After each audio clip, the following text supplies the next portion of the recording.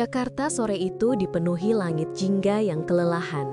Di puncak gedung kaca setinggi 58 lantai, seorang lelaki berdiri menatap kota yang tidak pernah tidur.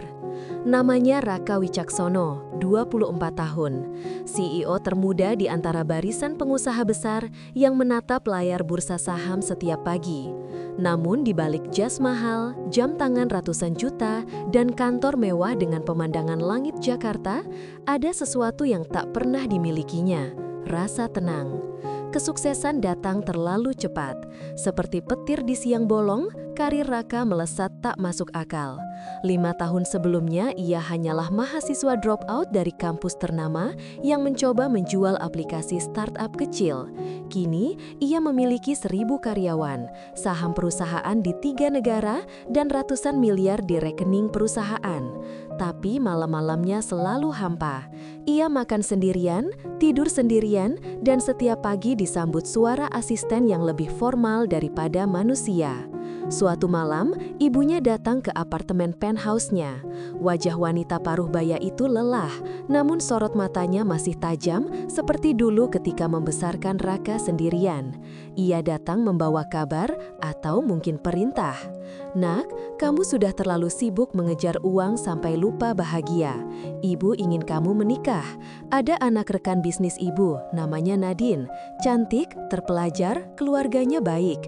Ibu sudah janjikan pertemuan bulan depan." Kata-kata itu seperti beban baru di dada Raka. Ia mencintai ibunya, tapi perjodohan bukanlah cara yang ia percaya untuk mencari makna hidup. Baginya, cinta tidak bisa didelegasikan kepada tabel kerjasama bisnis. Namun, ada satu hal yang membuatnya berpikir panjang, rasa penasaran. Siapa sebenarnya Nadine? Apa dia benar-benar tulus? Atau hanya tertarik pada nama besar Wicaksono Group? Malam itu Raka duduk di depan jendela besar apartemennya. Lampu kota berkelap-kelip seperti ribuan mata yang menatap balik. Di balik kaca itu, ia merancang sesuatu yang akan mengubah segalanya. Sebuah penyamaran yang tak akan pernah dilupakan siapapun. Pagi berikutnya, Raka memerintahkan sekretaris pribadinya untuk menyiapkan identitas palsu. Nama, Rio, pekerjaan, kurir freelance. Ia meminjam motor salah satu staf lapangan, mengganti gayanya menjadi sederhana, memakai jaket pengantar barang dengan logo kecil, dan menutupi wajahnya dengan helm setengah. Tujuannya, kantor perusahaan keluarga Nadine, Herlawan Group, sebuah konglomerasi properti dan kosmetik yang berpusat di kawasan Sudirman. Ia mendaftar sebagai kurir outsourcing dan diterima dalam waktu 2 hari. Hari pertama ia datang dengan gugup. Gedung itu menjulang megah, penuh orang bersetelan formal. Raka, yang biasanya disambut sopir dan karpet merah, kini harus berdiri di antrian lift bersama petugas kebersihan, resepsionis, dan staf gudang. Semuanya terasa asing, tapi di sanalah letak ujian sesungguhnya. Ketika sampai di lantai 12, ia melihat nama Nadine Herlawan terukir di papan kaca di depan ruang direksi muda. Raka menatapnya lama. Dari dalam, terdengar suara tawa dan perintah cepat. Suara perempuan muda yang memegang kekuasaan seperti warisan. Dan disitulah, untuk pertama kalinya, Raka melihat calon istrinya. Nadine tampak sempurna, wajahnya simetris, tubuhnya anggun, dan cara bicaranya tegas. Tapi ada sesuatu di matanya, tajam, menghitung, dingin. Ia menyapa semua orang dengan senyum manis, tapi ketika pandangan itu tertuju pada kurir yang membawa paket, senyum itu hilang seketika. "Tolong taruh paketnya di depan, jangan terlalu lama di sini. Bau jaketmu ganggu parfum kantor," katanya datar. Raka terdiam, ia menunduk, menuruti perintah. Di dalam dadanya, sebuah tanda tanya besar muncul. Apakah ini orang yang akan dijodohkan dengannya? Malam itu, Raka kembali ke apartemen kecil yang ia sewa sementara untuk menyamar. Ia menulis di buku catatan kecil. Hari pertama, Nadine tampak sempurna, tapi terlalu cepat menilai. "Aku akan coba lagi besok."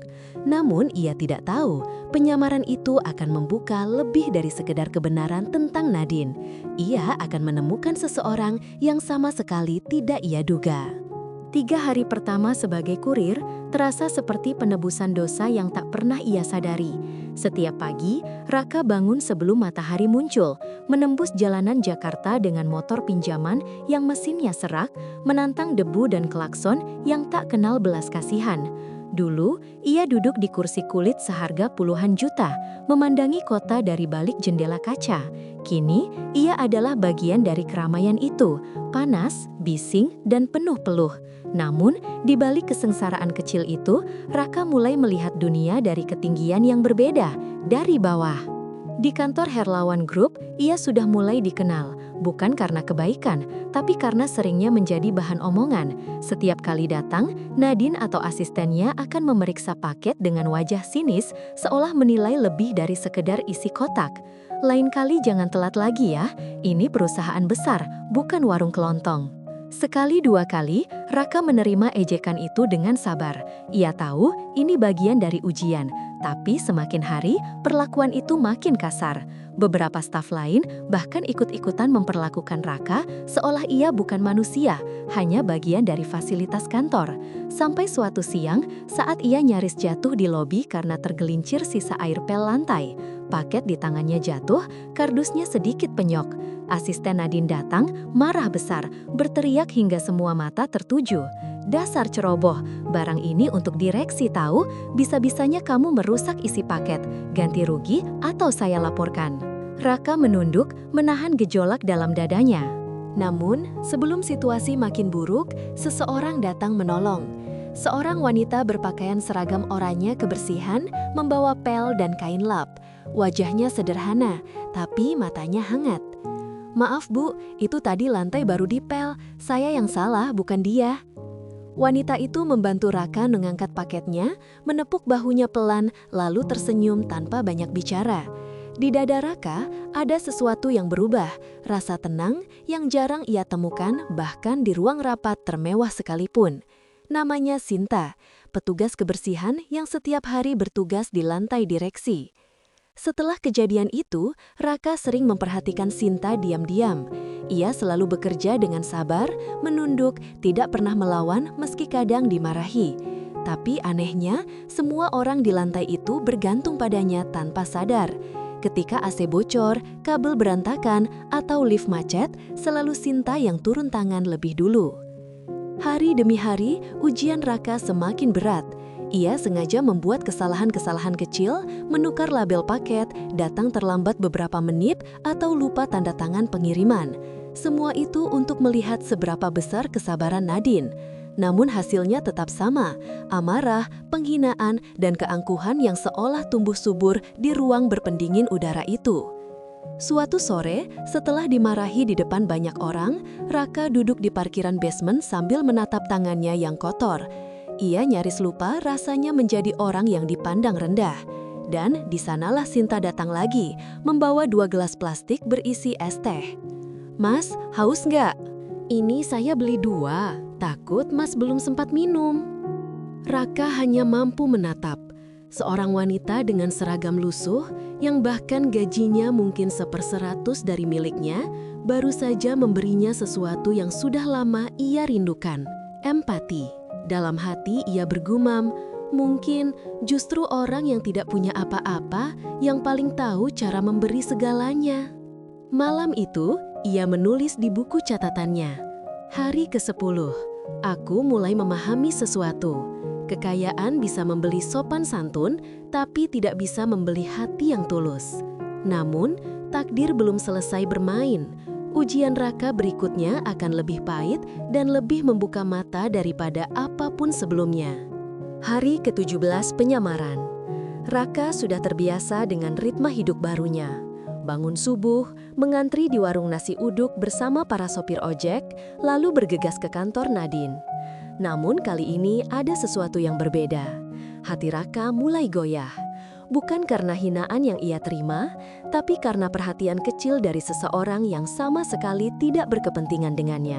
Sinta, si petugas kebersihan, semakin sering muncul di sela-sela hari-harinya. Kadang hanya sekadar menyapa dengan senyum, kadang menawari roti yang ia bawa dari rumah, Kadang menanyakan apakah Raka sudah makan siang, lalu menunduk malu ketika Raka berterima kasih. Bagi Raka, semua itu terasa lebih tulus dari ratusan rapat formal dan kontrak bernilai miliaran yang pernah ia tanda tangani. Suatu sore, hujan deras mengguyur Jakarta. Lift di gedung Herlawan Group macet. Beberapa karyawan terjebak di dalam, termasuk Raka dan Nadine. Lampu berkedip, lalu mati total. Hanya tersisa cahaya darurat redup yang membuat wajah-wajah di dalam lift tampak pucat. Nadine mulai panik. "Cepat panggil teknisi, ini bisa berbahaya, aku nggak bisa bernapas di sini." Raka berusaha menenangkan, tapi ia tetap berpura-pura sebagai kurir biasa. Setelah 15 menit terjebak, pintu lift akhirnya dibuka secara manual. Di baliknya, wajah Sinta muncul, berpeluh dengan tangan kotor penuh oli. Ia membantu menarik pintu logam itu sendirian, sementara teknisi belum datang. "Ayo, pelan-pelan keluar, Mbak," katanya lembut. Nadine hanya melirik sebentar tanpa mengucap terima kasih. Tapi Raka tahu, kalau bukan karena Sinta, mungkin mereka masih terjebak. Malam itu, ketika semua orang sudah pulang, Raka sengaja menunggu di lobi. Ia melihat Sinta duduk di kursi besi, membuka bekal sederhana berisi nasi dan telur dadar. Raka mendekat, lalu berkata pelan, "Kamu nggak pulang?" Sinta tersenyum kecil. "Nggak dulu, Mas. Lagi hemat ongkos. Kalau pulang malam, harus naik ojek 2 kali." Raka terdiam. Ia ingin menolong, tapi ia tahu belum waktunya membuka jati dirinya. Ia hanya menatap wanita itu lama dengan rasa kagum yang tumbuh diam-diam. 2 hari kemudian, peristiwa yang ditakutkannya datang. Salah satu paket yang ia kirim ke kantor Nadine rusak parah. Bukan karena kelalaiannya, tapi karena kesalahan dari gudang. Namun, semua kesalahan itu langsung ditimpakan padanya. Nadine memanggilnya ke ruangan rapat yang dipenuhi staf. Wajahnya dingin, suaranya menusuk. "Jadi ini hasil kerja kamu? Barang rusak, label salah, pengiriman telat. Kalau semua kurir sepertimu, perusahaan besar kayak kami bisa hancur." Ia menatap tajam ke arah Raka. "Kamu pikir kerja keras aja cukup? Dunia ini bukan buat orang bodoh." Semua orang diam, beberapa staf menunduk malu. Sinta yang kebetulan lewat di depan ruangan itu menatap pemandangan tersebut dengan gelisah. Raka menunduk, bukan karena kalah, tapi karena menahan amarah. Dalam hati ia berkata, "Kalau aku beneran orang miskin, mungkin aku sudah dipecat hari ini. Tapi aku ingin lihat sampai mana batas hatimu, Nadine." Namun yang terjadi setelah itu benar-benar di luar dugaan. Ketika Raka keluar dari ruangan dengan wajah muram, Sinta diam-diam menunggu di dekat tangga darurat. Tanpa bicara banyak, ia memberikan secari kertas kecil. "Mas, jangan sedih. Kadang Tuhan suruh kita pura-pura jatuh, biar bisa lihat siapa yang mau bantu berdiri." Tulisan tangan itu sederhana, tapi bagi Raka, kalimat itu terasa seperti doa. Ia menyimpan kertas itu di dompet, tak tahu kalau kalimat kecil itu kelak akan menjadi kunci dari keajaiban terakhir. Malamnya, ia duduk di kamar sempitnya, menatap bayangan diri di cermin. Penyamaran ini sudah berjalan terlalu jauh. Tapi satu hal kini ia yakini. Ia tidak butuh Nadine untuk membahagiakan ibunya. Ia butuh seseorang yang bisa mengajarkannya menjadi manusia lagi. Namun, takdir kembali menyiapkan babak baru, satu yang akan mengguncang 2 keluarga besar dan seluruh dunia maya. 3 minggu setelah peristiwa viral itu, hidup Raka berubah drastis. Namanya menghiasi semua portal berita nasional. Ada yang memujinya sebagai miliarder berhati emas, ada pula yang menuduh aksinya hanyalah strategi pencitraan. Namun di balik hiruk-pikuk itu, Raka tidak peduli pada penilaian siapapun. Ia hanya ingin menepati satu janji yang belum ia selesaikan, mencari Sinta. Sejak malam perjodohan itu, ia tidak pernah lagi melihat wanita yang telah mengubah pandangannya terhadap dunia. Ia mencoba mencari ke kantor Herlawan Group, namun Sinta sudah tidak bekerja di sana. Katanya, ia mengundurkan diri sehari setelah video Raka viral. "Dia nggak bilang kemana, Pak," ujar salah satu staf resepsionis. Katanya cuma mau pulang ke kampung, jaga ibunya yang sakit. Raka pulang dengan langkah berat.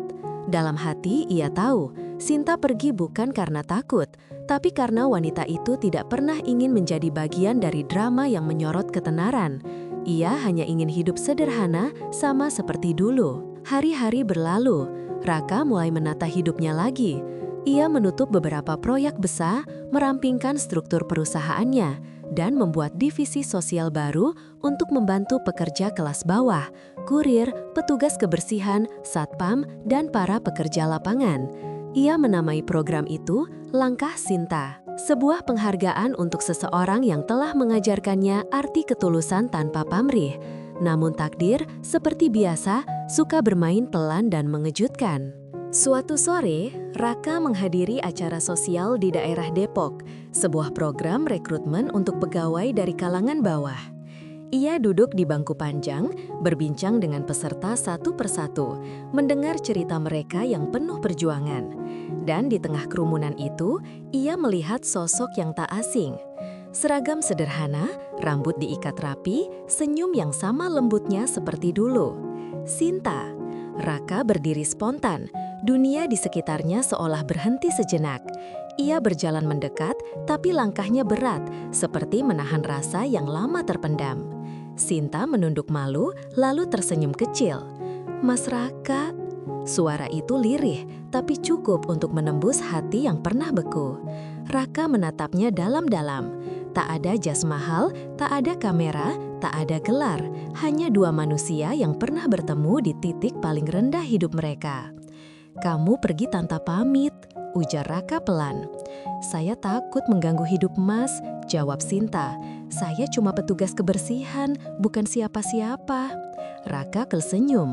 "Justru itu yang membuatmu berarti. Kamu nggak pernah pura-pura jadi siapa-siapa."